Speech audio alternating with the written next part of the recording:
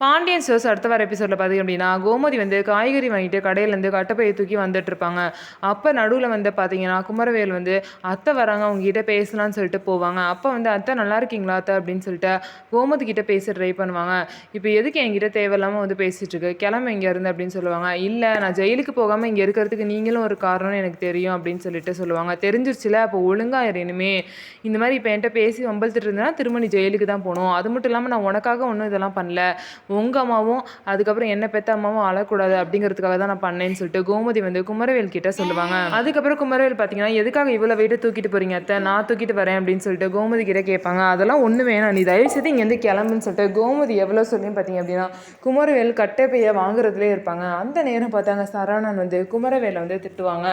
எதுக்காக நீ தேவையில்லாமல் எங்கள் அம்மா கிட்ட பேசிட்டு இருக்க, ஒழுங்கு மரியாதை போயிரு அப்படின்னு சொல்லிட்டு குமரவேலை சொல்லுவாங்க. என்ன மச்சான் ஏன் கோவப்படுறீங்கன்னு சொல்லிட்டு குமரவேல் வந்து சரவணனை மச்சான் மச்சான்னு கூப்பிடுவாங்க. தேவையில்லாமல் இந்த மச்சான்லாம் கூப்பிட்ற வேலை வச்சுக்காத அப்படின்னு சொல்லிட்டு குமரவேலை பார்த்தீங்கன்னா சரவணன் வந்து திட்டுவாங்க.